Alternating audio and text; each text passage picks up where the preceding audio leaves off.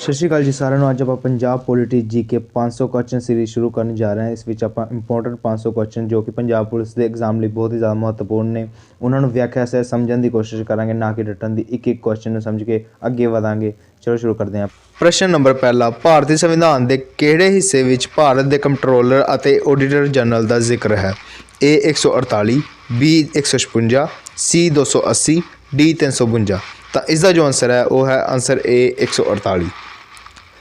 ਪ੍ਰਸ਼ਨ ਨੰਬਰ 2, ਭਾਰਤੀ ਸੰਵਿਧਾਨ ਦੀ ਪ੍ਰਸਤਾਵਨਾ ਦੇ ਅਨੁਸਾਰ ਅੰਤਮ ਸ਼ਕਤੀ ਡੈਸ਼ ਦੇ ਹੱਥਾਂ ਵਿੱਚ ਹੈ? A ਸੰਸਦ, B ਪ੍ਰਧਾਨ, C ਸੰਵਿਧਾਨ ਸਭਾ ਜਾਂ D ਲੋਕ। ਤਾਂ ਇਸ ਦਾ ਜੋ ਆਨਸਰ ਹੈ ਉਹ ਹੈ ਆਨਸਰ D ਲੋਕ। ਪ੍ਰਸ਼ਨ ਨੰਬਰ 3, ਭਾਰਤੀ ਨਾਗਰਿਕਤਾ ਨਾਲ ਸੰਬੰਧਿਤ ਕਾਨੂੰਨਾਂ ਨੂੰ ਸੋਧਣ ਲਈ ਹੇਠ ਲਿਖੇ ਵਿੱਚੋਂ ਕਿਹੜਾ ਜ਼ਿੰਮੇਵਾਰ ਹੈ? A ਪ੍ਰਧਾਨ ਮੰਤਰੀ, B ਰਾਸ਼ਟਰਪਤੀ, C ਸੰਸਦ, D ਸੁਪਰੀਮ ਕੋਰਟ। ਤਾਂ ਇਸ ਦਾ ਜੋ ਆਨਸਰ ਹੈ ਉਹ ਆਨਸਰ ਹੈ ਆਨਸਰ C ਸੰਸਦ। ਪ੍ਰਸ਼ਨ ਨੰਬਰ 4, ਰਾਜ ਸਭਾ ਦੀ ਸਥਾਪਨਾ ਡੈਸ਼ ਨੂੰ ਹੋਈ ਸੀ? A 1 January 1948, B 10 January 1950, C 3 April 1952, D 3 ਜੁਲਾਈ 1956। ਤਾਂ ਇਸ ਦਾ ਜੋ ਆਨਸਰ ਹੈ ਉਹ ਹੈ ਆਨਸਰ C 3 ਅਪ੍ਰੈਲ 1952। ਪ੍ਰਸ਼ਨ ਨੰਬਰ 5, ਹੇਠ ਲਿਖਿਆਂ ਵਿੱਚੋਂ ਕਿਹੜੀ ਕਮੇਟੀ ਨੇ ਪੰਚਾਇਤੀ ਰਾਜ ਪ੍ਰਣਾਲੀ ਦੀ ਸਥਾਪਨਾ ਦੀ ਸਿਫਾਰਿਸ਼ ਕੀਤੀ? A Kiran Silva committee, B Khattar committee, C Balwant Rai Mehta committee, D ਇਹਨਾਂ ਵਿੱਚੋਂ ਕੋਈ ਨਹੀਂ। ਤਾਂ ਇਸ ਦਾ ਜੋ ਆਨਸਰ ਹੈ ਉਹ ਹੈ ਆਨਸਰ C ਬਲਵੰਤ ਰਾਏ ਮਹਿਤਾ ਕਮੇਟੀ। ਪ੍ਰਸ਼ਨ ਨੰਬਰ 6, ਹੇਠ ਲਿਖੇ ਵਿੱਚ ਕੌਣ ਰਾਸ਼ਟਰਪਤੀ ਅਤੇ ਮੰਤਰੀ ਮੰਡਲ ਵਿਚਕਾਰ ਸੰਚਾਰ ਦੇ ਮਾਧਿਅਮ ਵਜੋਂ ਕੰਮ ਕਰਦਾ ਹੈ? A ਲੋਕ ਸਭਾ ਦਾ ਸਪੀਕਰ, B ਰਾਜ ਸਭਾ ਦੇ ਚੇਅਰਮੈਨ, C ਉਪ ਰਾਸ਼ਟਰਪਤੀ, D ਪ੍ਰਧਾਨ ਮੰਤਰੀ। ਤਾਂ ਇਸ ਦਾ ਜੋ ਆਨਸਰ ਹੈ ਉਹ ਹੈ ਆਨਸਰ D ਪ੍ਰਧਾਨ ਮੰਤਰੀ। ਪ੍ਰਸ਼ਨ ਨੰਬਰ 7, ਹੇਠ ਲਿਖਿਆਂ ਵਿੱਚੋਂ ਕਿਹੜਾ ਰਾਜ ਪੰਚਾਇਤੀ ਰਾਜ ਪ੍ਰਣਾਲੀ ਦੀ ਪਾਲਣਾ ਨਹੀਂ ਕਰਦਾ? A Rajasthan, B Assam, C Tripura, D Mizoram. ਤਾਂ ਇਸ ਦਾ ਜੋ ਆਨਸਰ ਹੈ ਆਨਸਰ D ਮਿਜ਼ੋਰਮ। ਪ੍ਰਸ਼ਨ ਨੰਬਰ 8, ਹੇਠ ਲਿਖੀਆਂ ਸੰਸਥਾਵਾਂ ਵਿੱਚੋਂ ਕਿਸ ਨੂੰ ਮੌਲਿਕ ਅਧਿਕਾਰਾਂ ਦਾ ਸਰਪ੍ਰਸਤ ਮੰਨਿਆ ਜਾਂਦਾ ਹੈ?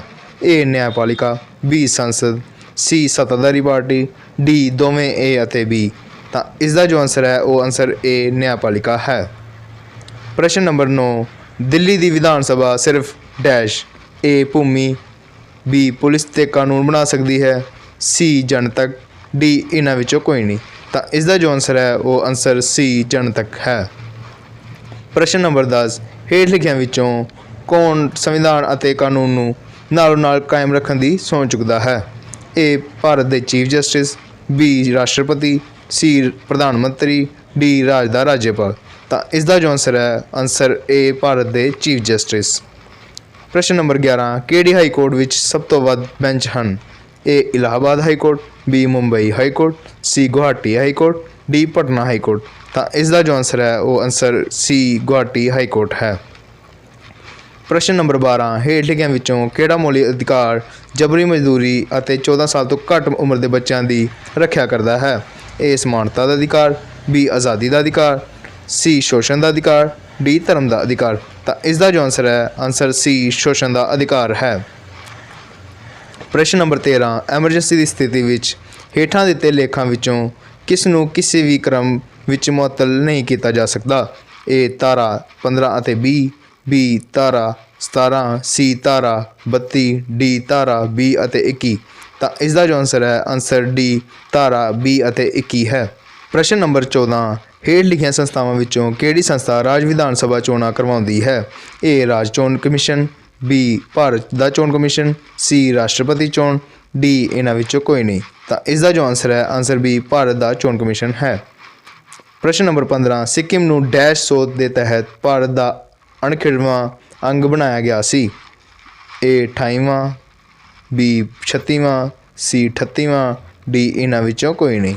ਤਾਂ ਇਸ ਦਾ ਜੋ ਆਨਸਰ ਹੈ ਆਨਸਰ B 36ਵਾਂ ਹੈ।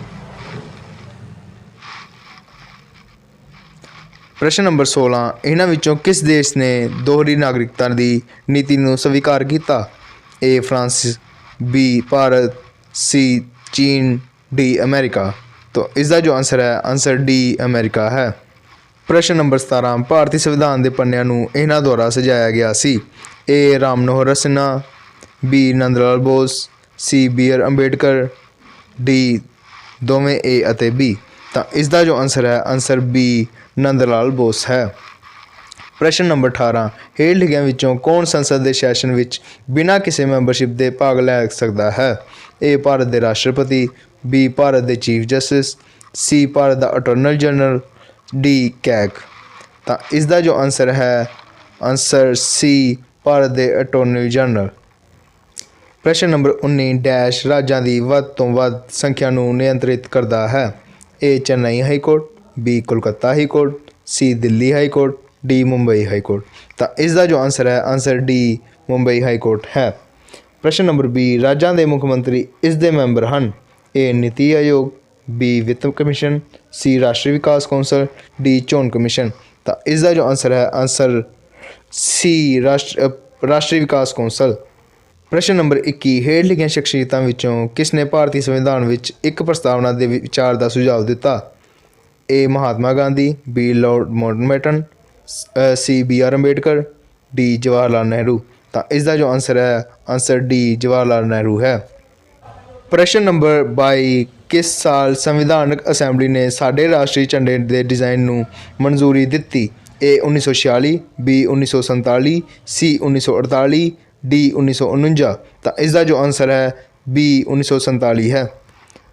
ਪ੍ਰਸ਼ਨ ਨੰਬਰ 23 ਕਿਹੜੇ ਸਾਲਾਂ ਦੀ ਚੋਣਾਂ ਵਿੱਚ ਭਾਰਤੀ ਰਾਸ਼ਟਰੀ ਕਾਂਗਰਸ ਨੇ ਪਹਿਲੀ ਵਾਰ ਸੰਸਦ ਵਿੱਚ ਆਪਣਾ ਬਹੁਮਤ ਗਵਾ ਦਿੱਤਾ? ਏ 1975, ਬੀ 1976, ਸੀ 1977, ਡੀ 1978। ਤਾਂ ਇਸ ਦਾ ਜੋ ਆਨਸਰ ਹੈ ਆਨਸਰ ਸੀ 1977 ਹੈ। ਪ੍ਰਸ਼ਨ ਨੰਬਰ 24 ਕਿਹੜੀ ਹਾਈ ਕੋਰਟ ਵਿੱਚ ਜੱਜਾਂ ਦੀ ਸਭ ਤੋਂ ਵੱਧ ਗਿਣਤੀ ਹੈ? A Allahabad high court, B Patna high court, C Delhi high court, D ਇਹਨਾਂ ਵਿੱਚੋਂ ਕੋਈ ਨਹੀਂ। ਤਾਂ ਇਸ ਦਾ ਜੋ ਆਨਸਰ ਹੈ ਆਨਸਰ ਏ ਇਲਾਹਾਬਾਦ ਹਾਈ ਕੋਰਟ ਹੈ। ਪ੍ਰਸ਼ਨ ਨੰਬਰ 25 ਲੋਕ ਸਭਾ ਸਪੀਕਰ ਆਪਣਾ ਅਸਤੀਫਾ ਡੈਸ਼ ਨੂੰ ਸੌਂਪਦਾ ਹੈ? ਏ ਰਾਸ਼ਟਰਪਤੀ, ਬੀ ਡਿਪਟੀ ਸਪੀਕਰ, ਸੀ ਉਪ ਪ੍ਰਧਾਨ, ਡੀ ਇਹ ਸਾਰੇ। ਤਾਂ ਇਸ ਦਾ ਜੋ ਆਨਸਰ ਹੈ ਆਨਸਰ ਬੀ ਡਿਪਟੀ ਸਪੀਕਰ ਹੈ। ਪ੍ਰਸ਼ਨ ਨੰਬਰ 26 ਭਾਰਤ ਦਾ ਸੰਵਿਧਾਨ ਮੁੱਖ ਤੌਰ 'ਤੇ ਕਿਸ ਭਾਸ਼ਾ ਵਿੱਚ ਲਿਖਿਆ ਗਿਆ ਸੀ? ਏ ਹਿੰਦੀ, ਬੀ ਅੰਗਰੇਜ਼ੀ, ਸੀ ਏ ਅਤੇ ਬੀ, ਡੀ ਉਰਦੂ। ਤਾਂ ਇਸ ਦਾ ਜੋ ਆਨਸਰ ਹੈ ਆਨਸਰ ਸੀ ਦੋਵੇਂ ਏ ਅਤੇ ਬੀ। ਭਾਰਤੀ ਸੰਵਿਧਾਨ ਹਿੰਦੀ ਅਤੇ ਇੰਗਲਿਸ਼ 'ਚ ਲਿਖਿਆ ਗਿਆ ਸੀ। ਪ੍ਰਸ਼ਨ ਨੰਬਰ 27 ਭਾਰਤੀ ਸੰਵਿਧਾਨ ਕਿਸ ਦੇ ਆਧਾਰ 'ਤੇ ਘੱਟ ਗਿਣਤੀਆਂ ਦੇ ਅਨੁਪਾਤ ਨੂੰ ਮਾਨਤਾ ਦਿੰਦਾ ਹੈ? ਏ ਜਾਤੀ ਆਧਾਰ, ਬੀ ਧਰਮ ਆਧਾਰ, ਸੀ ਆਬਾਦੀ ਆਧਾਰ, ਜਾਂ ਡੀ ਇਹਨਾਂ ਵਿੱਚੋਂ ਕੋਈ ਨਹੀਂ। ਇਸ ਦਾ ਜੋ ਆਨਸਰ ਹੈ ਆਨਸਰ ਸੀ ਆਬਾਦੀ ਦਾ ਆਧਾਰ। ਪ੍ਰਸ਼ਨ ਨੰਬਰ 28 ਡੈਸ਼ ਦੇ ਅਨੁਸਾਰ ਰਾਸ਼ਟਰਪਤੀ ਨੂੰ ਸੁਪਰੀਮ ਕੋਰਟ ਤੋਂ ਸਲਾਹ ਲੈਣ ਦਾ ਅਧਿਕਾਰ ਹੈ? ਏ ਆਰਟੀਕਲ 72, ਬੀ ਆਰਟੀਕਲ 120, ਸੀ ਧਾਰਾ 143, ਡੀ ਧਾਰਾ 171। ਤਾਂ ਇਸ ਦਾ ਜੋ ਆਨਸਰ ਹੈ ਆਨਸਰ ਸੀ ਧਾਰਾ 143 ਹੈ। ਪ੍ਰਸ਼ਨ ਨੰਬਰ 29 ਭਾਰਤ ਦੇ ਸੰਵਿਧਾਨ ਵਿੱਚ ਕੁੱਲ ਡੈਸ਼ ਪੰਨੇ ਹਨ? ਏ 178, ਬੀ 210, ਸੀ 216, ਡੀ 232। ਤਾਂ ਇਸ ਦਾ ਜੋ ਆਨਸਰ ਹੈ ਆਨਸਰ ਡੀ 232 ਹੈ। ਪ੍ਰਸ਼ਨ ਨੰਬਰ 30 ਕਿਸੇ ਰਾਜ ਦੇ ਰਾਜਪਾਲ ਦੀ ਸੇਵਾ ਮੁਕਤੀ ਦੀ ਉਮਰ ਕਿੰਨੀ ਹੈ? ਏ 60 ਸਾਲ, ਬੀ 62 ਸਾਲ, ਸੀ 65 ਸਾਲ, ਡੀ ਨਿਰਧਾਰਿਤ ਨਹੀਂ ਕੀਤਾ। ਤਾਂ ਇਸ ਦਾ ਜੋ ਆਨਸਰ ਹੈ ਆਨਸਰ ਡੀ ਨਿਰਧਾਰਿਤ ਨਹੀਂ ਹੈ। ਇਸੇ ਨਾਲ ਹੀ ਅੱਜ ਦੀ ਵੀਡੀਓ ਸਾਡੀ ਇੱਥੇ ਹੀ ਸਮਾਪਤ ਹੁੰਦੀ ਹੈ। ਅਗਲੀ ਵੀਡੀਓ ਲੈ ਕੇ ਅਸੀਂ ਜਲਦ ਹੀ ਇਸੇ ਚੈਨਲ 'ਤੇ ਜਲਦ ਮਿਲਾਂਗੇ। ਧੰਨਵਾਦ ਜੀ।